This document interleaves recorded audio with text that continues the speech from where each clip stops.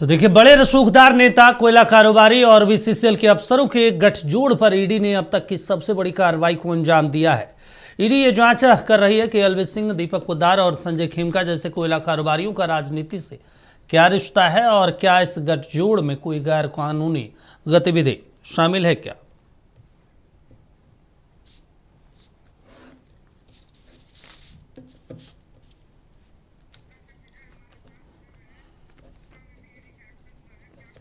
चलिए ठीक है, दुमका से हमारे सहयोगी विजय हमारे साथ फोन लाइन पे जुड़ गए हैं। विजय, क्या कुछ अपडेट है? सुबह से छापेमारी दुमका में भी हो रही है। देखिए, मैं आपको बताऊं कि दुमका जिले का जामा प्रखंड है और जामा प्रखंड के सेजाकोड़ा में एक अमर मंडल नाम के व्यवसायी रहते हैं। उन्हीं के आवास पर सुबह से ईडी आई हुई है। 4 गाड़ी में ईडी की टीम आई हुई है। सीआरपीएफ के जवान बाहर से अपना घेराबंदी किए हुए हैं। ईडी की टीम जब से सुबह अंदर घर में गई है और अब तक बाहर वापस नहीं आई है कि यहाँ पे क्या बरामद हुआ है। और जब तक बाहर ईडी की कोई टीम आकर के ये जानकारी नहीं देती है कि उन्होंने यहाँ क्या पाया, न कैश की जानकारी मिल पा रही है, न कोई दस्तावेज की जानकारी मिल रही है। लेकिन अमर मंडल के बारे में मैं आपको बताऊं कि अमर मंडल खदान का व्यापार करते हैं, क्रेशर का व्यापार करते हैं और गाड़ियों को भाड़ा में खदानों में चलाते हैं, पॉकलेन वगैरह का व्यापार करते हैं।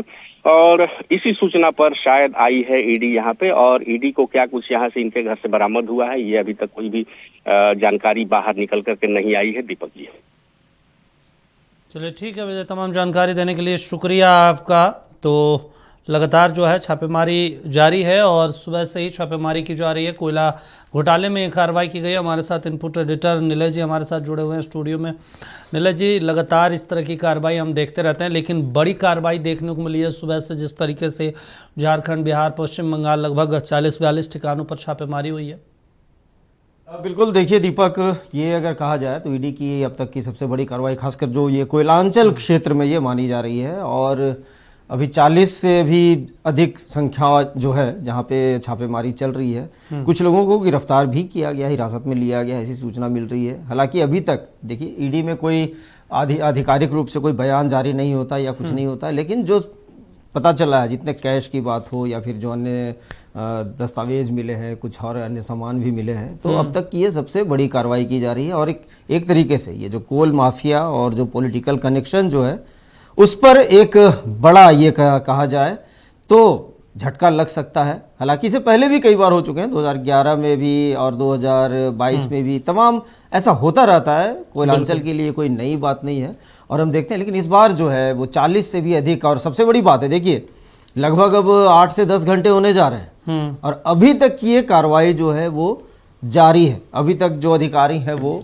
निकले नहीं है और अब क्या हासिल होता है उन्हें, क्या क्या चीज़ें मिलती हैं, किस तरह से जो इस पूरे कहा जाए जो ऑपरेशन है उसमें कितनी सफलता मिलती है और क्या उनके हाथ लगता है जो पॉलिटिकल कनेक्शन जो है कोल माफिया का, और जिसके लिए धनबाद कहें या पूरा कोयलांचल कहें तो बदनाम है।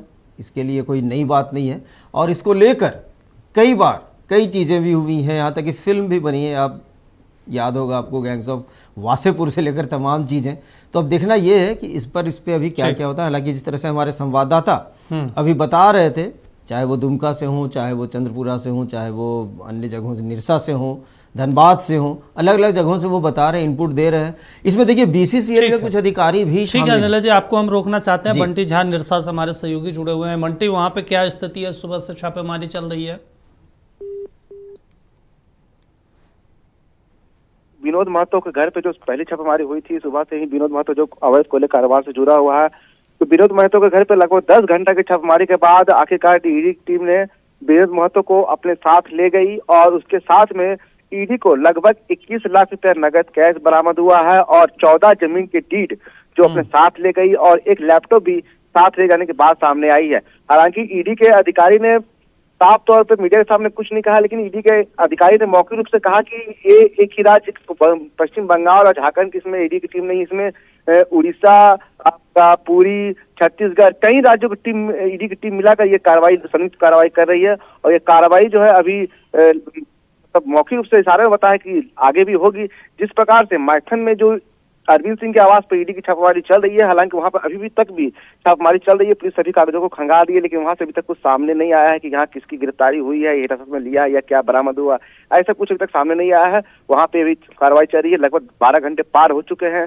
और वहीं पश्चिम बंगाल की जो बॉर्डर है डीबूडी चेक पोस्ट, वहां पर ईडी की टीम ने छापेमारी की है और कई कागज खंगाला है, जिसमें से कुछ कागज सामने साथ में ले गए हैं। और सूत्र बता रहे हैं कि वहां से लगभग ईडी को 2 लाख रुपए नगद कैश बरामद हुए हैं। जो ऑफिस है जहां से 2 नंबर कोयले के जो गाड़ी पार होते थे उसका पेपर वहां पे बनता था, सभी सिंडिकेट के लोग वहीं से अपना काम को संचालन करते थे। और वहां से एक लैपटॉप भी ले गए हैं, 2 लेकिन वहां से किसी की हिरासत में नहीं लिया है। लेकिन वहां पे इस कार्रवाई में कई लोगों का नाम सामने आया है जो इस कारोबार से जुड़े हैं, तो संभावना है कि जिस लोगों का नाम सामने आया है उस लोगों के पास भी ईडी के आगे दबिश होगी और इस पर कार्रवाई होगी। जी चलिए ठीक है बंटी, तमाम जानकारी देने के लिए शुक्रिया आपका। निलय जी आप सुन रहे थे, बंटी हमारे सहयोगी तमाम बातों का जिक्र कर रहे हैं। बिल्कुल, देखिए अभी अब तार जो है बंटी जिस तरीके से बता रहे थे कि और भी अन्य राज्यों से इसके संबंध हो सकते हैं और जो बीसीसीएल के जो अधिकारी हैं वो भी इसके गिरफ्त में आ सकते हैं। तो ये एक बहुत गंभीर मामला आप कह सकते हैं दीपक, क्योंकि जो कोल माफिया तो है ही, वो तो अपना काम करते हैं, लेकिन जो बीसीसीएल के जो अधिकारी हैं अगर वो भी इसमें शरीक है तो ये वाकई एक बहुत गंभीर मामला है और इस पर अब सख्त से सख्त कार्रवाई होनी चाहिए। अब इस पर राजनीति भी होगी देखिए, और बंगाल से इसके तार जुड़े हैं तो वहाँ की सरकार भी इस पर क्या एक्शन लेती है और जो ईडी है जो कि सेंट्रल अथॉरिटी है वो इस पर क्या निर्णय लेती है, क्या डिसीजन लेती है और किस तरह की कार्रवाई करती है, ये भी देखना बहुत ही महत्वपूर्ण होगा, बहुत ही दिलचस्प होगा। अच्छा, एक और महत्वपूर्ण चीज़ है कि अगर ये पूरे प्रकरण को देखें तो अब आरोप प्रत्यारोप का दौर भी शुरू होगा क्या, कि देखिए हमारे राज्य में ईडी की टीम कार्रवाई कर रही है, इतने बड़े स्तर पर हो रहा है जो आमतौर पर देखने को मिलता है। बिल्कुल, और ऐसे भी माना जाता है कि जो संस्था है वो केंद्र की संस्था है, ऐसा एक जो नैरेटिव है वो सेट किया जाता है। देखिए अब लेकिन ये मामला है, देखिए राजनीतिक बयानबाजी तो होगी ही होगी, इसमें कहीं कोई शक नहीं है, कोई शक की गुंजाइश नहीं है, लेकिन कम से कम जो इस तरह के जो आपराधिक मामले हैं या जिस तरीके से आप कहा जाए तो जो व्यवस्था को जो कहा जाए तो प्रभावित करते हैं और जो कोल माफिया से, देखिए झारखंड जो है वो कोयला के लिए देश की राजधानी मानी जाती है, कोयला राजधानी है, काला हीरा है, 40% जो है हम कोयला पूरे देश को देते हैं।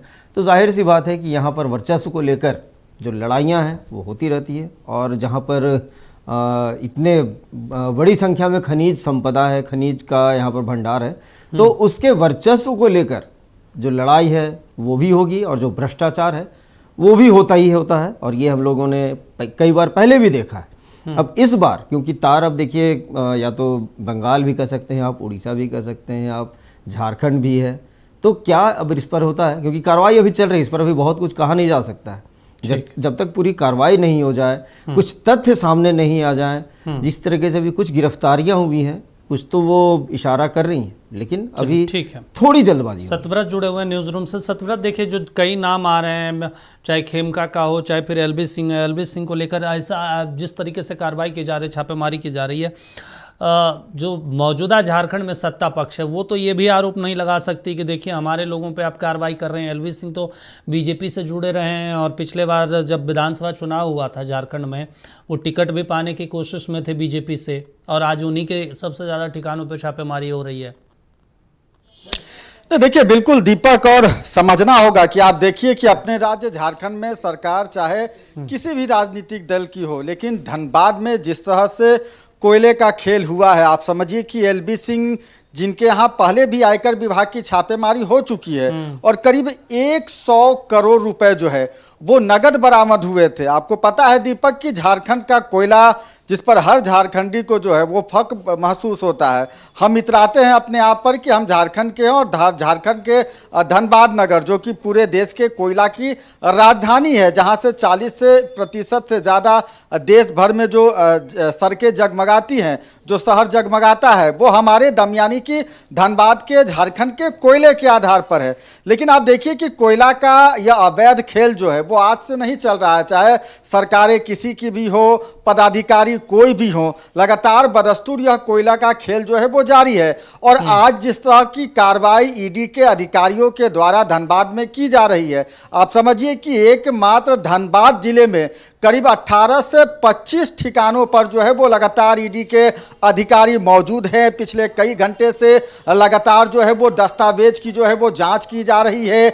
एलबी सिंह का कहां कहां साथगांठ रहा है उसकी लगातार जो है वो जानकारी लेने की कोशिश की जा रही है। न सिर्फ कोयला की तस्करी, न सिर्फ कोयला का अवैध खनन, बल्कि कैसे टेंडर मैनेज हुआ करता था, कैसे टेंडर घोटाला किया जाता था, और टेंडर घोटाला के माध्यम से एलबी सिंह जैसे जो लोग हैं, जो उसके साथी हैं, वो किस तरह से झारखंड को हर साल जो है वो सैकड़ों करोड़ रुपए का जो है वो राजस्व का चूना लगा रहे थे। और आज जब ईडी के अधिकारी पहुंचे हैं, चूंकि मैंने आपको बताया दीपक कि एलबी सिंह का जो यह कारनामा है, झारखंड का एक प्रमुख कोयला का ठेकेदार, एक मैन पावर सप्लाई करने वाले कंपनी का जो है वो संचालक है, लेकिन जिस तरह से पिछले कुछ वर्षों में वो धनबाद को पूरी तरह से खोखला करने की तैयारी कर रहा था, जांच एजेंसियां की जो नजर है वो पहले से ही एलबी सिंह पर थी।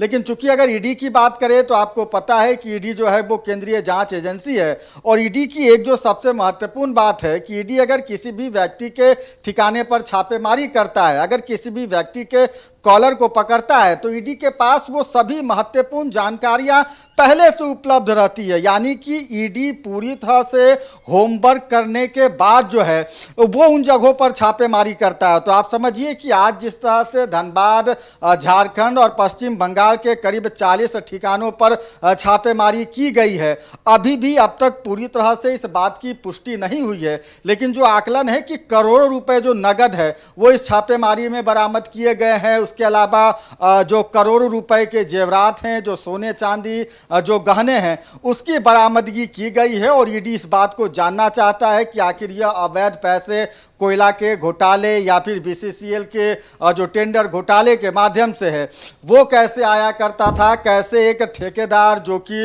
अपराध कर्मी की छवि पूरे धनबाद शहर में बना रखा था, कैसे वो कोयले को मैनेज किया करता था, कैसे बीसीसीएल के अधिकारी, ईसीसीएल के अधिकारियों के जरिए जो है वो अवैध तरीके से कोयला का जो है वो तस्करी की जाती थी। तो फिलहाल ईडी के अधिकारियों के हाथ अब तक के छापेमारी में कई महत्वपूर्ण जानकारियां मिली हैं, और उम्मीद है कि जैसे जैसे समय बीतता जाएगा ईडी के अधिकारियों को कई महत्वपूर्ण जानकारियां मिलेंगी। आपको रोक रहे हैं, निलय जी भी हमारे साथ जुड़े हुए हैं, और मैं उस पर कुछ थोड़ा सा ऐड ऑन करना चाहूँगा कि याद दिलाना चाहूँगा आपको दीपक कि 2011 में इन्हीं एलबी सिंह की आवाज़ से मैंने करोड़ों रुपए मिले थे। आपको बता रहे हैं कि 100 करोड़ रुपए नकदी मिले थे जी उस वक्त, और उस वक्त जबकि वो मामूली ठेकेदार हुआ करते थे। ये 2011 की बात है, यानी कि आज से 14 साल पहले की ये बात है। और 100 करोड़ रुपए मिले थे, जो अभी सन्नी बता रहे थे कि किस तरीके से वो मैनेज करते करते आज इस पर पड़ गए। तो ये आज की बात नहीं है, 14 साल पहले की भी बात है। 2011 में जब रेड पड़ी थी तो 100 करोड़ रुपए उस वक्त उनके आवाज से मिले थे, और उस वक्त से ही वो कहा जाए तो सुर्खियों में आ गए। सनी अपनी बात कंप्लीट। अच्छा, एक और चीज़ है, सिर्फ हम लोग एलबी सिंह का जिक्र कर रहे हैं, इसमें जो कई नाम हैं जो मीडिया में चल रहा है, अनिल गोयल है, अमर मंडल हैं, संजय उद्योग हैं, नरेंद्र खरका हैं, युधिष्ठिर घोष हैं, कृष्ण मुरारी कयाल हैं, ये ऐसे नाम हैं जिनके आज दफ्तरों पे, जिनके आवासों पर आज छापेमारी सुबह से चल रही है। कुछ पश्चिम बंगाल के हैं, कुछ झारखंड के हैं। मतलब एक लंबा नेटवर्क है जो राजस्व को भारी नुकसान पहुंचा रहा था। बिल्कुल, आप सोच सकते हैं आप कि जहां से जो राजस्व हम, क्योंकि 40% कोयला पूरे देश का हमारे पास है, और झारखंड में भी कहा जाए तो कोयलांचल, जो कि धनबाद और जो बंगाल से जो सटे हुए इलाके हैं वहाँ पे है, और जो राजस्व की हानि हो रही है, तो ये सरकार को कितनी बड़ी हानि हो रही होगी और इन माफियाओं को कितना लाभ हो रहा होगा, इसका अंदाज़ा आप लगा सकते हैं दीपक। क्योंकि सारी चीज़ों को हम लोग हमेशा से दिखाते आए हैं, और सारी जितने भी ऑपरेशंस हुए हैं, जितने भी रेड हुए हैं, उनको भी हम दिखा रहे हैं। तो इसका अंदाज़ा लगाना कोई बहुत मुश्किल काम नहीं है दीपक। चलिए सतव्रत कंटिन्यू कीजिए, आप कुछ कह रहे थे। चलिए हम दोबारा कोशिश करेंगे सतव्रत जी से, लेकिन एक महत्वपूर्ण चीज़ है नीलज जी, जिस तरीके से हम लोग चर्चा कर रहे हैं, क्योंकि इस पर सियासत भी खूब होगी, लेकिन महत्वपूर्ण चीज़ है कि आमतौर पे हम लोग तो देखते ही हैं कि अगर कुछ भी कार्रवाई होती है, सियासत होती है, इन तमाम चीज़ों को लेकर हम समझेंगे, बातचीत भी करेंगे। सतव्रत भी हमारे साथ जुड़ रहे हैं और धनबाद से भी कुछ सहयोगी हमारे साथ जुड़ेंगे और हमारे सहयोगी सतव्रत न्यूज़ रूम से जुड़े हैं, उनसे हम चर्चा कर लेते हैं। सतव्रत, जिस तरीके से हम लोग चर्चा कर रहे थे कि कार्रवाई हो रही, आने वाले दिनों में इस पर सियासत तो होगी ही, कार्रवाई की जो सीमा है वो और बढ़ेगा, क्योंकि अभी 40-42 से आगे और भी होंगे कुछ जब सुराग मिलेंगे इससे। तो नहीं, देखिए बिल्कुल सही कहा दीपक आपने, और ईडी के तरफ से जो कार्रवाई की जाती है, आप देखिए कि शुरुआती समय में ईडी जो होमवर्क कर कर पहुंचती है, जब एक साथ कई ठिकानों पर छापेमारी की जाती है और उसके बाद कई जानकारियां जब ईडी को इकट्ठा होता है तो उन दस्तावेजों की जो है वो स्कैनिंग की जाती है, यानी कि उसके बाद ईडी जो है वो उन दस्तावेजों की जो है वो जानकारियां इकट्ठा करता है और उसके बाद कई और नाम सामने आते हैं। और मैं आपको दावे के साथ कह सकता हूं दीपक कि ईडी की आज की जो कार्रवाई देखने को मिल रही है कोयला मामले से जो संबंधित है, उसमें कई और जो कि एलबी सिंह के सहयोगी हुआ करते थे, वैसे कई और लोग जो है वो ईडी के रडार पर हैं। और चूंकि ईडी का काम करने का यह तरीका रहा है कि ईडी जो है वो परत दर परत यानी कि सीढ़ी की तरह जो है और वो काम करती है, तो जाहिर सी बात है कि आज अगर एलबी सिंह और उसके अलावा जो आधा दर्जन से ज़्यादा जो कोयला में के कारोबार में शामिल जो लोग हैं उनके यहाँ छापेमारी हुई है, चाहे वो बीसीसीएल के अधिकारी हैं, तो कई और बीसीसीएल के अधिकारी वैसे भ्रष्टाचारियों की जानकारी जो है वो आज के कार्रवाई में, आज के ईडी के इस जांच में ईडी के अधिकारियों को मिलेगी। और जब ईडी पूरी तरह से इन दस्तावेजों की स्कैनिंग कर लेगा, इन दस्तावेजों की जानकारी इकट्ठा कर लेगा, तो कई और लोग हैं जिनके पास आने वाले समय में ईडी की जो टीम है वो पहुंचेगी। जिस तरह से आज एलबी सिंह और धनबाद सहित जो है वो झारखंड और बंगाल के करीब 40 ठिकानों पर एक साथ ईडी के अधिकारी पहुंचे थे। लेकिन दीपक आप देखिए इन सब के बीच जिस तरह से ईडी अपने राज्य में लगातार वैसे भ्रष्टाचारियों पर कार्रवाई कर रही है, चाहे वो जमीन घोटाला मामले से संबंधित हो, शराब घोटाला मामले से संबंधित हो, और अब जब कोयला के मामले में जो यह व्यापक ईडी की कार्रवाई देखने को मिल रही है, लगातार ईडी के जो अधिकारी हैं उन्हें निशाना बनाने की कोशिश की जा रही है। आपको याद होगा रांची का बिरसा मुंडा होतवार केंद्रीय कारा, जहां पर एक व्यक्ति की गिरफ्तारी भी की गई थी, उस व्यक्ति के माध्यम से यह जानकारी मिली थी कि कुछ लोग हैं जो कि ईडी के अधिकारी पर हमला करना चाहते हैं, यानी कि ईडी के अधिकारियों को जान से मारना चाहते हैं। और आज जिस तरह की तस्वीर धनबाद में देखने को मिली, आप समझिए कि केंद्रीय जांच एजेंसी के बड़े अधिकारी हैं और वो पहुंचे हैं इंक्वायरी के लिए, जांच के लिए, छापेमारी के लिए, और उस दौरान जिस तरह का व्यवहार एलबी सिंह और उनके घर के लोगों का देखने को मिला, आप समझिए कि जो अमेरिकन डॉग थे वो खोल दिए गए, यानी कि लगातार ईडी के अधिकारी जो कि एलबी सिंह के घर में दाखिल होना चाहते थे, अपनी जानकारी, अपनी इंक्वायरी जो है उसे आगे बढ़ाना चाहते थे, करीब 2 घंटे लेट से जो है वो इंक्वायरी शुरू हुई। और उस दौरान जो उनके घर में जो पालतू जानवर कुत्ते थे वो लगातार आक्रामक थे उन ईडी के अधिकारियों पर। तो जाहिर सी बात हो सकती है कि अगर इस तरह की आज कोई अप्रिय घटना घटती तो आखिर इसका जिम्मेवार कौन होता। तो आप समझ सकते हैं कि आज के इस घटना में और जिस तरह से एलबी सिंह के घर में दाखिल होने में ईडी के अधिकारियों को मशक्कत करना पड़ा है, कहीं ना कहीं ऐसे एलबी सिंह जैसे जो कोयला कारोबारी हैं, जो भ्रष्टाचारी हैं, जो ऐसे करप्ट ठेकेदार हैं, उनका मनोबल इतना बढ़ गया है कि वो केंद्रीय जांच एजेंसी के लोगों को भी शायद ठीक से नहीं पहचान रहे हैं। वैसे में जरूरत है कि ईडी के अधिकारियों के द्वारा सख्त कार्रवाई करनी चाहिए, चूंकि एलबी सिंह कि यहाँ जो छापेमारी की गई है ये कोई नई नहीं है। इससे पहले भी हम आप और नीलय जी बातचीत में हम बता रहे थे दीपक कि आज से कई वर्ष पहले आप समझिए कि करीब 100 करोड़ रुपए जो है वो नगद एलबी सिंह के ठिकाने से बरामद किए गए थे। उस वक्त 100 करोड़ रुपए नगद प्राप्त होना, आप समझ सकते हैं कि कितनी बड़ी कार्रवाई होगी। भले ही हाल के दिनों में आपने देखा होगा कि ईडी, सीबीआई, इनकम टैक्स के अधिकारियों के द्वारा छापेमारी में सैकड़ों करोड़ रुपए मिलते हैं, लेकिन 2011 में 100 करोड़ रुपए एक साथ मिलना, आप समझ सकते हैं कि एलबी सिंह जैसे जो भ्रष्ट ठेकेदार हैं उनका कैसे रुतबा जो है वो दिन पर दिन बढ़ता जा रहा था। और आज इतने वर्ष बाद जब ईडी के अधिकारी पहुंचे हैं, जब छापेमारी की जा रही है, तो उम्मीद है कि कोयला से जुड़े बीसीसीएल टेंडर घोटाला से संबंधित कई महत्वपूर्ण जानकारियां ईडी के अधिकारियों के सतव्रत आप चलिए ठीक है सतव्रत आप रुके रहिए और नीलज जी भी हमारे साथ जुड़े हैं, यशवंत भी धनबाद से जुड़ेंगे। अगर बात करें तो अब रडार पे कोयला कारोबारी हैं, ये हम लगातार बता रहे हैं, अलग अलग तस्वीरें भी दिखा रहे हैं, चाहे दुमका की तस्वीरें हों, निरसा की तस्वीरें हों, धनबाद की तस्वीरें हों लगातार, और कोयला में भी, कोलकाता में भी लगातार छापेमारी जारी है। और ऐसे में लगातार हम इस खबर पर बने हुए हैं। हमारे साथ जो हमारे सहयोगी सतव्रत मौजूद हैं, यशवंत भी धनबाद से जुड़ रहे हैं, जहाँ पे वो लगातार सुबह से ही तमाम चीज़ों को देख रहे हैं, कवर कर रहे हैं। और हमारे साथ स्टूडियो में हमारे इनपुट एडिटर नीलय जी भी जुड़े हैं। सबसे पहले हम यशवंत मेरे ख्याल से जुड़ गए हैं, यशवंत के पास जाएंगे, लेकिन उससे पहले सतव्रत के पास जाएंगे। सतव्रत, आप कह रहे थे कि तमाम चीज़ें तो है, कार्रवाई भी हो रही, लेकिन एक बड़ा सवाल यही है कि इतने बड़े स्तर पे जो कार्रवाई हो गई है, पूरा होमवर्क किया होगा ईडी, तभी आज इतने बड़े स्तर पे कार्रवाई की गई है, सभी कारोबारियों के ठिकाने पर एक साथ छापेमारी। तो देखिए, बिल्कुल सही कहा दीपक आपने कि ईडी के कार्रवाई का यही तरीका होता है और शायद यही सही तरीका होता है, क्योंकि जो जानकारी है कि ईडी जो है वो पिछले करीब 1 महीने से एलबी सिंह और जो भ्रष्टाचारी अधिकारी हैं बीसीसीएल के, उनके खिलाफ लगातार जो है वो सूचनाएं, जानकारी जो है वो इकट्ठा कर रहा था। यानी कि पिछले कई महीनों से ईडी लगातार इस मामले को लेकर जो है वो जांच कर रहा था। और जब कई महत्वपूर्ण जानकारियां, इस बात का साक्ष्य ईडी को लगा कि बड़े पैमाने पर जो है वो बीसीसीएल में टेंडर को लेकर घोटाला किया गया है, और वैसे में जिन जिन लोगों का नाम सामने आया, आप देखिए लगातार उनके ठिकानों पर जो है वो छापेमारी की जा रही है। और ईडी ने पहले से जो होमवर्क कर रखा है, यानी कि ईडी के पास पहले से जो जानकारियां हैं, उन्हीं जानकारियों को जो है वो प्रूफ करना चाहता है, सिद्ध करना चाहता है। और जिस तरह से लगातार छापेमारी के दौरान, पूछताछ के दौरान जो सवाल किए जाते हैं, वो यही सवाल किए जाते हैं, चूंकि ईडी पहले से उन सवालों का जो एक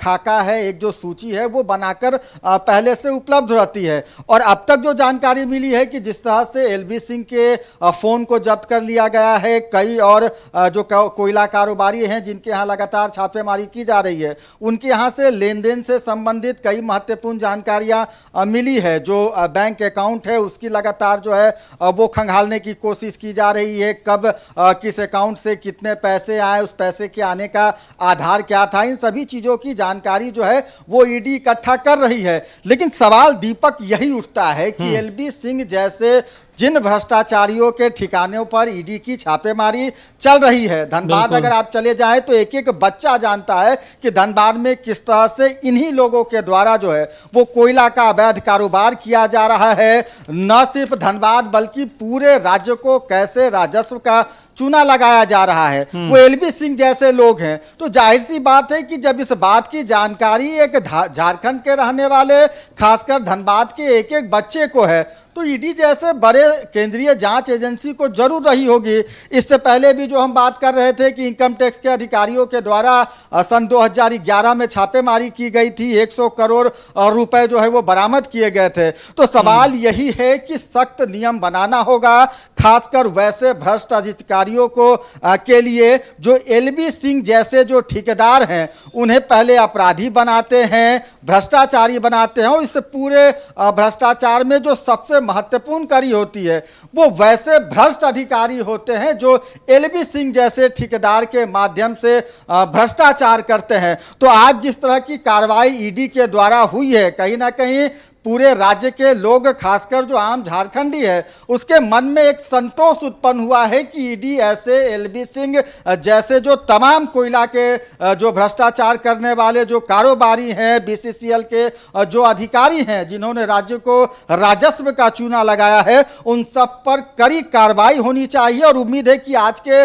जांच में, आज के छापेमारी में अगर ईडी को महत्वपूर्ण साक्ष्य मिलते हैं तो कई लोग हैं जिनके लिए लाल घर यानी कि जेल का दरवाजा भी हो सकता है देर शाम तक खुल जाए। दीपक, चलिए ठीक है, यशवंत भी हमारे साथ जुड़े हुए, सुबह से लगातार धनबाद में पहुंचे हुए हैं और तमाम चीज़ों पर नजर रहे हैं। यशवंत, क्या कुछ नजर आया आज सुबह से, कुछ अपडेट?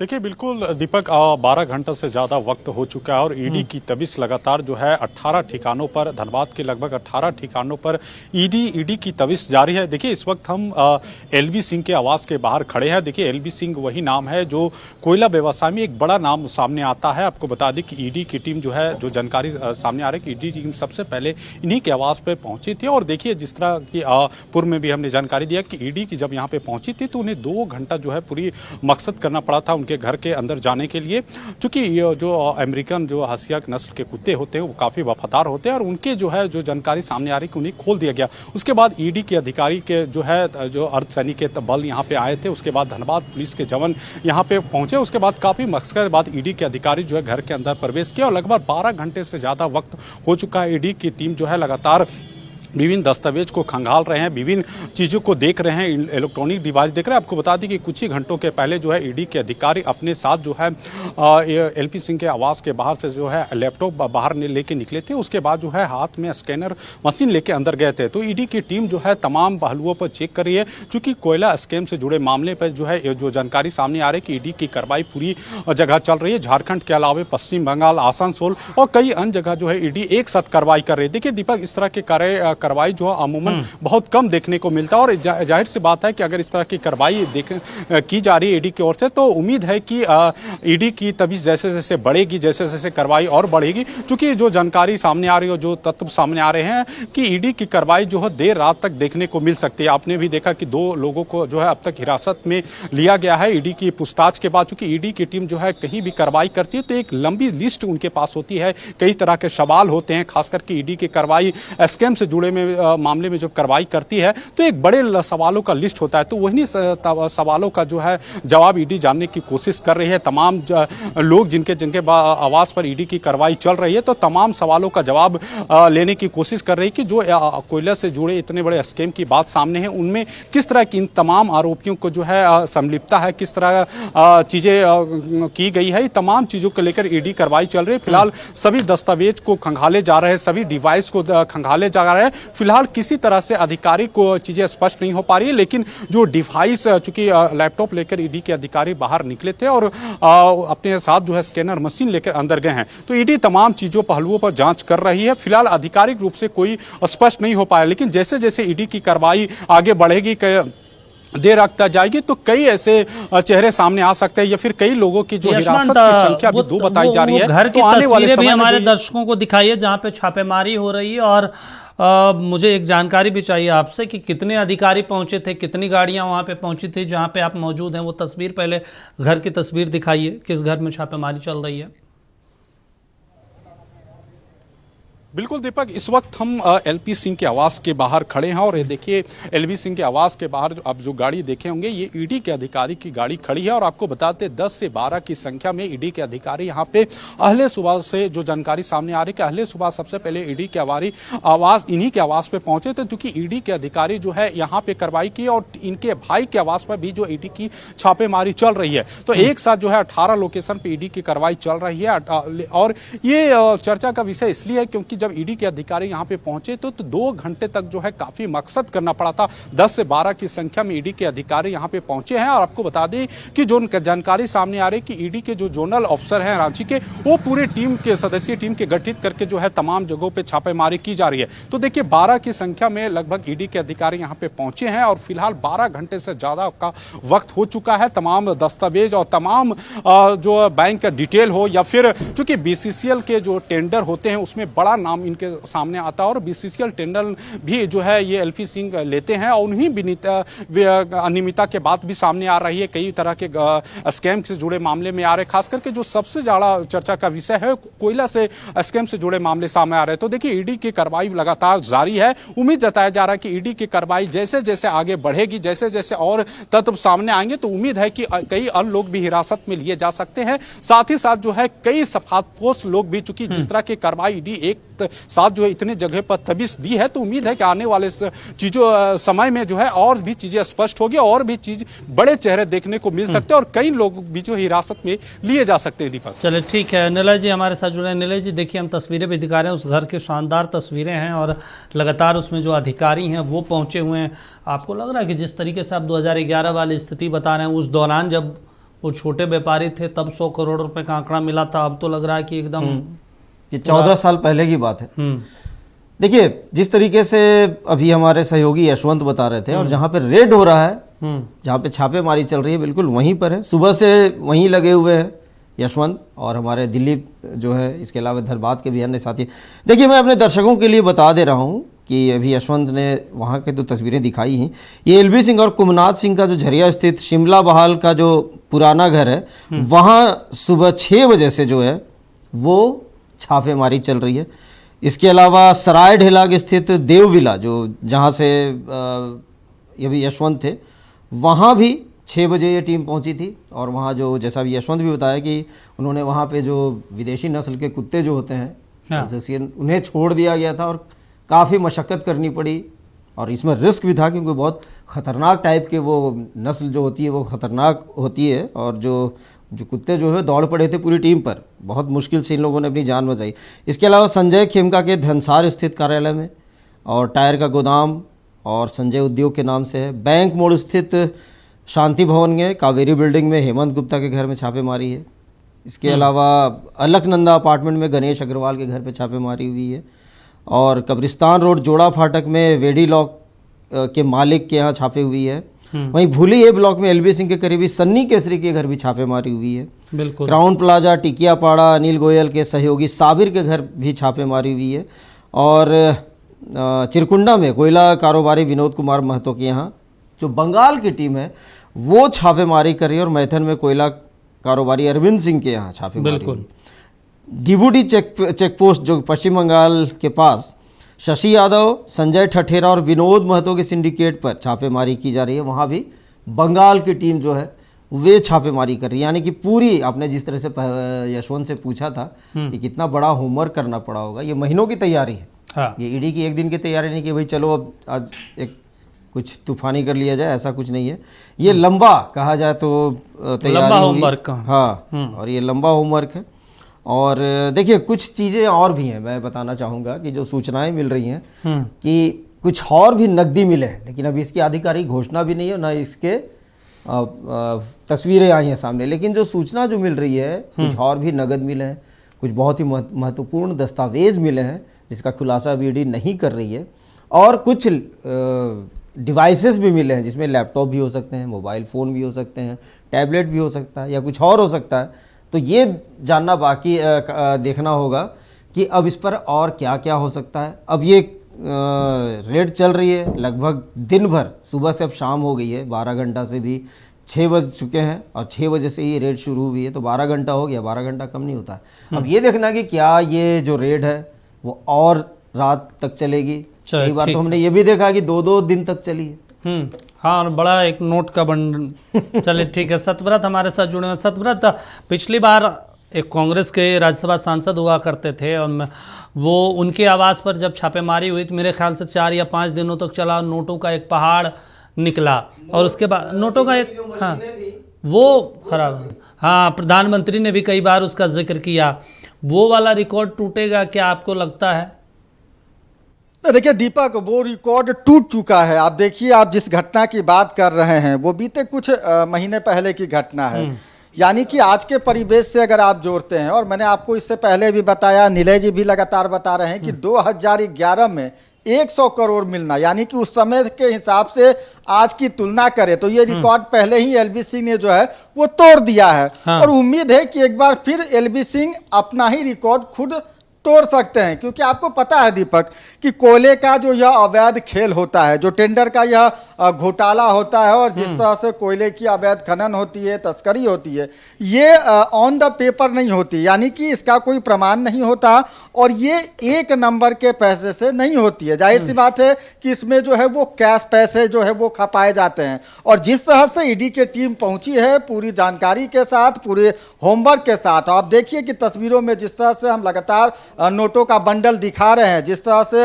अवैध पैसे से जो गहने खरीदे गए, जो सोना चांदी खरीदा गया, जिस तरह से हम लगातार दिखा रहे हैं। उम्मीद है कि ईडी के कार्रवाई के बाद ठीक है, यह जो सतव्रत, तस्वीर आपको हम रोक रहे हैं, हम वापस लौटेंगे आपके पास और यशवंत के पास भी जाएंगे, लेकिन एक जानकारी आपको बता देते हैं धनबाद से है, जहां पर अवैध कोयला कारोबार को लेकर ईडी की कार्रवाई लगातार 12 घंटे से जारी है।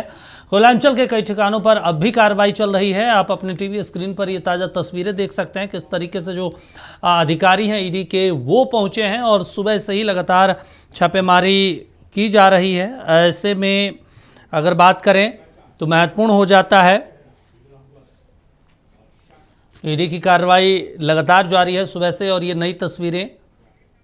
चलिए हमारे साथ चलिए हमारे सहयोगी दिलीप हमारे साथ जुड़े हैं धनबाद से। दिलीप, ये नई तस्वीरें आई है, क्या कुछ अपडेट है? अभी तक 12 घंटे हो चुके हैं कार्रवाई के। जा रही है और कुछ ईडी अधिकारियों से हमारी बात हुई थी तो उन्होंने साफ तौर पे कहा था ये छापामारी देर रात भी चल सकती है और कल तक भी चलेगी, और शायद उनकी बातों में थोड़ी सत्यता दिख रही है। लगातार छापेमारी की जा रही है और छापेमारी का जो तरीका है बड़ा सख्त है। आप से अधिकारी बात नहीं कर पा रहे हैं, वो बता नहीं पा रहे हैं कि क्या कार्रवाई हुई है, अंदर क्या जब्त किए गए हैं, क्या सामान बरामद किए गए हैं, कैश की कितनी बरामदगी हुई है, दस्तावेज क्या क्या जब्त किए गए हैं। और 18 से ज्यादा ठिकानों पे छापेमारी चली। सिर्फ निरसा से यह अपडेट आई है कि जो विनोद महतो है कोयला कारोबारी, उनके घर से 21.5 लाख रुपए कैश और कुछ दस्तावेज और ज्वेलरी ईडी के अधिकारी अपने साथ जब्त किए हैं और पूछताछ के लिए विनोद महतो को अपने साथ ले गए। लेकिन वहीं अगर इसके अलावा जो कई कारोबारी जो ईडी के रडार पे जिनकी अभी छापेमारी चल रही, चाहे निरसा के अरविंद सिंह हो, धनबाद के देव एंड प्रभाव सोर्सिंग के सीएमडी कुमनाथ सिंह हो और उनके भाई लाल बाबू सिंह, उनके घर पर अभी भी कार्रवाई चल रही है। अंदर किसी के जाने की मनाही है, बाहर अंदर से आप बाहर नहीं आ सकते हैं। वही अगर अनिल गोयल की बात की जाए, उनके यहाँ भी टीम अभी भी घुसी हुई है, वहां पे अंदर जाना मना है किसी को। बैंक मोड़ में जो 2 कारोबारी हैं, गणेश अग्रवाल हैं और हेमंत गुप्ता है, उनके यहाँ भी कमोबेश यही स्थिति बनी हुई है। संजय खेमका के अभी कमोबेश यही स्थिति बनी हुई है। दीपक पोद्दार के यहाँ भी छापेमारी चल रही है, वहां भी अंदर जाना मना है। और सबसे बड़ी बात, जो ईडी के लोग बाहर निकल रहे हैं वो कुछ बताने से इनकार कर रहे थे। ऐसे में कुछ भी कहा नहीं जा सकता है कि ईडी के हाथ क्या दस्तावेज लगे और उन्होंने क्या कैश या ज्वेलरी जब्त की। लेकिन ये पूरा जो खेल है, आउटसोर्सिंग कंपनियां जो कोयले का उत्पादन करती है बीसीसीएल के लिए, कोयले का ट्रांसपोर्टिंग करती है, वो कैसे इस खेल में शामिल हुआ और कैसे एक अपराध, आर्थिक अपराध किया जाता है, सरकारी राजस्व की हानि पहुंचाई जाती है। तो ये एक पूरा नेक्सस काम कर रहा था। उस नेक्सस को तोड़ने के लिए ईडी की बहुत बड़ी धनबाद में दबिश हुई है। जी चलिए ठीक है दिलीप, तमाम जानकारी देने के लिए, बातचीत करने के लिए शुक्रिया आपका। तो हमारे साथ और भी जो मेहमान जो हमारे सहयोगी हैं वो जुड़े हुए हैं, उनके पास भी जाएंगे और बातचीत करेंगे, तस्वीरें भी दिखाएंगे। कोयला कारोबारी पर जो छापेमारी हुई, जो कार्रवाई हुई है, इसको लेकर हम लगातार चर्चा करें, वो बने हुए भी हैं। लगातार हमारे सहयोगी धनबाद से तस्वीरें भी दिखा रहे हैं। दिलीप हो, यशवंत हो, सतव्रत हो, तमाम जो लोग हैं हमारे साथ सतव्रत जुड़े हैं। सतव्रत, एक महत्वपूर्ण सवाल है, हम तमाम चीज़ों को लेकर तो चर्चा कर रहे हैं कि कोयला कारोबारी किस तरीके से इस पूरे घोटाले को अंजाम दे रहे हैं, वित्तीय नुकसान पहुँचा रहे हैं। लेकिन एक महत्वपूर्ण चीज़ है कि जो बीसीसीएल का जिम्मा होता है सुरक्षा का, वो सीआईएसएफ के पास होता है। इसके बावजूद उनके मौजूदगी में इतना बड़ा खेल हो जाता है कि आखिरकार ईडी और तमाम एजेंसियों को कार्रवाई करनी पड़ जाती है। तो देखिए, बिल्कुल सही कहा दीपक आपने। चूंकि धनबाद नगरी की अगर बात करें तो औद्योगिक यह क्षेत्र है और वैसे में सीआईएसएफ के भरोसे जो है वो खासकर कोयला खदान और इस पूरे धनबाद की जो है वो कोयला से संबंधित सुरक्षा की जो जिम्मेवारी है वो सीआईएसएफ पर होती है। हाँ। और आप समझिए कि करीब 200 करोड़ रुपए जो है वो उनके वेतन, सुविधा, रहने फूडिंग के नाम पर, लॉजिंग के नाम पर जो है वो सरकार जो है वो केंद्र सरकार खर्च करती है। बावजूद सवाल यही है कि अगर धनबाद में कहीं भी आपको कोयले की चोरी होगी तो सीधे आरोप जो है वो स्थानीय पुलिस पर लगा दिया जाता है। अब सवाल है कि 200 करोड़ रुपए जिन सीआईएसएफ के लोगों पर खर्च किया जाता है, क्या उनकी जिम्मेवारी नहीं है? आप समझिए कि जगह जगह पर जो है वो सीआईएसएफ के जवानों की जो है वो तैनाती की जाती है, जगह जगह पर जो है वो सुरक्षा की जिम्मेवारी उन्हें दी जाती है। जो सीआईएसएफ के वरीय पदाधिकारी हैं वो लगातार ब्रीफिंग देते हैं। तो दीपक, एक पत्रकार होने के नाते मुझे यह कहने में डर नहीं है कि जब सैया भय कोतवाल तो अब डर काहे का। जाहिर सी बात है कि अगर कोयला की तस्करी हो रही है, कोयला की चोरी हो रही है, तो पहली जो सुरक्षा की जो जिम्मेवारी है वो सीआईएसएफ की बनती है। और हमको लगता है कि सीआईएसएफ के जो बटालियन के जो लोग हैं, जो अधिकारी हैं, बिना उनके मिले भगत की इतनी बड़ी कार्रवाई, इतने बड़े पैमाने पर कोयला की जो तस्करी है, कोयला का जो अवैध खनन है, वो शायद नहीं हो सकता है। और वैसे में कोयला के इस पूरे अवैध खनन का जिम्मेवार सिर्फ और सिर्फ सीआईएसएफ के जो लोग हैं वो हैं। आप स्थानीय थाना को, स्थानीय पुलिस को भले ही दोषी आरोपी बता सकते हैं, लेकिन बड़ी जिम्मेवारी इंडस्ट्रियल एरिया होने के नाते जो जिम्मेवारी है वो सीआईएसएफ के बटालियन के जवानों के, उनके पदाधिकारियों के हाथों होती है। दीपक, तो माना जाए कि सीआईएसएफ की भी फेलियर है इसमें पूरी के पूरी तरीके से, तभी आज ये नौबत आई है। बिल्कुल, अगर तस्करी हो रही है, अवैध खनन हो रही है, उन जगहों पर हो रही है जहां पर सीआईएसएफ के जो जवान हैं उनकी तैनाती की गई है। आप समझिए कि सैकड़ों की संख्या में अलग अलग जो पॉइंट हैं वहां पर सीआईएसएफ के जो जवान हैं उनकी तैनाती की जाती है, जो वरीय पदाधिकारी हैं उनके द्वारा ब्रीफिंग दी जाती है, यानी कि सीआईएसएफ के जवानों का क्या कुछ काम होगा इसकी जानकारी वरीय अधिकारियों के द्वारा दी जाती है।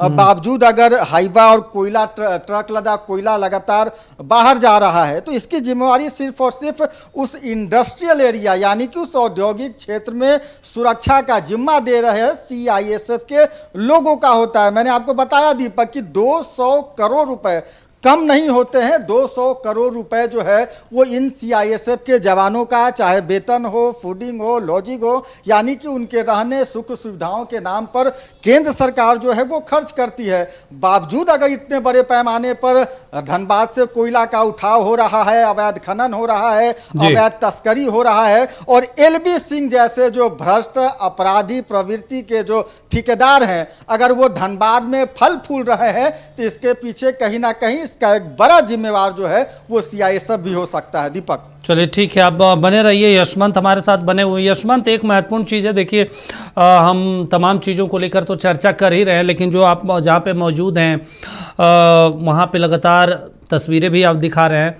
कितने अधिकारी पहुँचे थे और क्या लग रहा है, क्योंकि आप तो वहाँ के लोगों से भी बातचीत कर रहे होंगे, आधिकारिक तो कोई जानकारी नहीं निकल पा रही होगी, ये और कितना लंबा चल सकता है छापेमारी? बिल्कुल, जिस तरह ईडी की कार्रवाई चल रही है तो ये कहा जा सकता है कि ईडी की तबीस जो है और ईडी की कार्रवाई जो है कई घंटों देखा जा सकता है, यूँ कहें तो 1-2 दिन का वही वक्त लग सकता है। चूंकि ईडी की कार्रवाई की जिस तरह अहले सुबह से आज की गई तो उम्मीद किया जा रहा है कि ईडी की कार्रवाई जो है और भी देखा जा सकता है। चूंकि ईडी की तबीस देखिए लगातार जारी है। इस वक्त देखिए एलवी सिंह के आवास के बाहर है और जिस तरह की ईडी की कार्रवाई जो है सुबह से देखी जा रही है, आपको बता दें कि कुछ ही घंटों के बाद जो है लैपटॉप लेके बाहर निकले थे और स्कैनर मशीन लेके अंदर निकले हैं। देखिए एलवी सिंह जो नाम है खास करके धनबाद के अलावा दूसरे प्रदेश में भी जो है कोयला व्यवसाय में एक प्रमुख नाम है, एक बड़ा नाम है, और इसीलिए जो है ईडी की टीम जो है लगातार यहां पे कार्रवाई कर रही है, पूछताछ कर रही है। आपको बता दें कि एलवी सिंह के आवास में जब से ईडी की कार्रवाई यहां पे शुरू हुई है, आपको बता दें कि इनके घर के अंदर तो खैर किन्हीं के ना तो अंदर जाने दिया जा रहा, ना तो बाहर आने दिया जा रहा, और पूरी तरफ जो है सीआईएसएफ के जो जवान यहाँ पे तैनात है, धनबाद पुलिस है। उसके अलावा भी जो अगल बगल के घर भी आप देखिएगा तो बहुत कम लोग जो है इस रास्ते से आपको गुजरते हुए दिखाई देंगे, क्योंकि ईडी की टीम जो है लगातार यहाँ पे एक कार्रवाई कर रहे हैं। और उम्मीद है चूंकि जिस तरह के चीजें सामने आ रही कि पूरा मामला जो है कोयला स्कैम स्कैम से जोड़ के देखा जा रहा है। साथ ही साथ आपको बता दें कि जो एलबी सिंह है वो बीसीसीएल में एक कहें कि बड़े ठेकेदार का नाम भी इनका सामने आता है और लगातार जो है टेंडर ये लेते हैं और उसी में जो है कई तरह के चीजें भी सामने आ रही है जो अभी हालांकि आधिकारिक रूप से कोई सामने नहीं आ रही है। तो जो तत्व अभी सामने आ रहे हैं, जो सूत्रों के अनुसार से आ रहे हैं कि बीसीसीएल में जो टेंडर होते हैं उसमें भी घोटाले भी चीजें सामने आ रही है, उसमें एलबी सिंह का भी संलिप्तता है। तो इस तरह के तमाम तरह के आरोप लगाए जा रहे हैं, तमाम चीजें तत्व सामने आ रहे हैं, तमाम सबूते को लेकर चर्चाएं हो रही है। और ये भी कहा जा रहा है कि जब एलबी सिंह के आवास पर जो ईडी की टीम यहाँ पे पहुंची थी 10 की 12 की संख्या में लगभग, तो उस वक्त जो है करीब 2 घंटे तक जो है अमेरिकन हसिया नस्ल, चूंकि अमेरिकन हसिया जो कुत्ते होते हैं काफ़ी वफादार होते हैं, अपने मालिक को लेकर जो है काफ़ी वफादार होते हैं।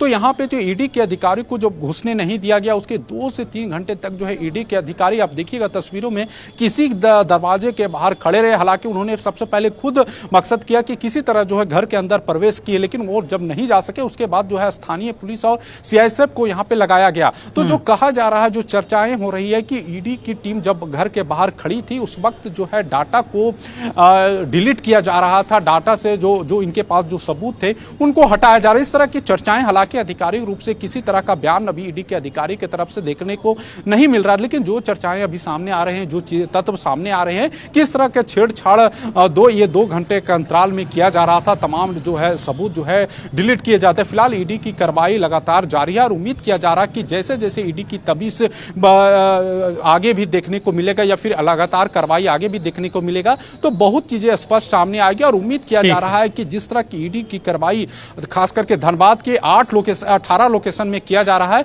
तो कैश बरामदगी, चूंकि आपने भी देखा कि कुछ एक जिसके हिरासत में जो है पुलिस ईडी के अधिकारी लिए है, तो उम्मीद है कि आने वाले समय में इस तरह के कैश की बरामदगी और कई अहम दस्तावेज, चाहे कोयला स्कैम से जुड़े दस्तावेज हो या चाहे जमीन से जुड़े दस्तावेज हो, चाहे अन्य दस्तावेज हो, चाहे आउटसोर्सिंग का मामला हो, ये तमाम चीजों को लेकर जो है कई दस्तावेज भी बरामद हो सकते हैं और कई तत्व सामने आ सकते हैं। थोड़ी ही देर की बात है या फिर थोड़े घंटों की बात है, काफी चीजें स्पष्ट धीरे धीरे होती जाएगी। चलिए ठीक है, आप हमारे साथ बने रहिए। नीलेश जी हमारे साथ जुड़े हैं। नीलेश जी देखिए, यशवंत भी तमाम बातों का जिक्र कर रहे हैं, यशवंत और सत्यव्रत भी जिक्र कर रहे थे, लेकिन हम फिर वही मुद्दे पे जाएंगे, उसी सवाल पे सीआईएसएफ वाला लेकर, क्योंकि आप तो बहुत लंबे समय से तमाम चीज़ों को देखते हैं। अगर कहीं पे भी कुछ दिक्कतें हैं, चाहे आप कोयला तस्करी हो रही है, सेंट्रल का मामला है, आपके सिक्योरिटी सेंट्रल का है, लॉ एंड ऑर्डर का भी है, लॉ एंड ऑर्डर का भी है, तो तमाम चीज़ें तो एक तरह सवाल तो उठेंगे ही। बिल्कुल लाजमी है सवाल उठना, क्योंकि जिस तरह से अभी सन्नी बता रहे थे कि भाई जो वहाँ पे जो लोकल पुलिस जो है, वो स्थानीय पुलिस है, वो तो विधि व्यवस्था के लिए, लेकिन सीआईएसएफ जो है वो विशेष तौर पर इसके लिए ही वहाँ पे पदस्थापित है। तो जाहिर सी बात है कि सबसे बड़ी जिम्मेदारी भी उन्हीं को होगी, जवाबदेही भी उन्हीं की होगी।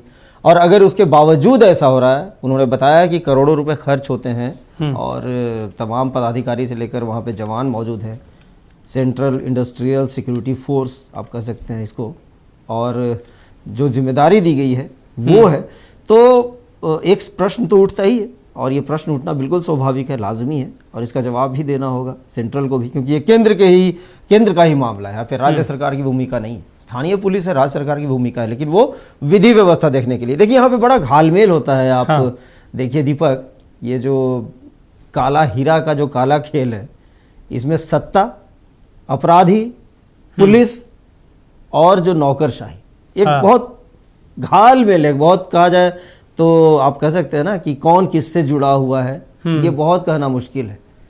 और ये कोई नई बात नहीं है, ये बहुत पुराना मामला है। लेकिन अभी जो ये कार्रवाई चल रही है, और जिस तरीके से भी यशवंत भी बता रहे थे कि अब उम्मीद नहीं लग रहा कि आज रात को ये ख़त्म होगा, आज रात भर भी चल सकता है, कल भी चल सकता है, तो हम दिखाते रहेंगे अपने दर्शकों को कि देखिए अब क्या हो रहा है और क्या मिल रहा है। हालांकि मैं फिर बता दूं कि ईडी का या सीबीआई या इस तरह के जो भी कहा जाए तो सेंट्रल जो संस्थाएं जो होती हैं, वो कोई प्रेस ब्रीफ या कुछ ये नहीं बोलती कि देखो भाई हमने ये हासिल किया है, ये किया है, ये बिल्कुल कुछ नहीं बोलते, अपना काम करते हैं, निकल जाते हैं। थोड़ा बहुत जो जानकारी जो मिलती है सूत्रों के हवाले से, हम उसी के आधार पर खबरें दिखाते हैं। चलिए जो आप कह रहे हैं उस पर हम सवाल भी हम पूछेंगे इस सत्यव्रत से और यशवंत से भी।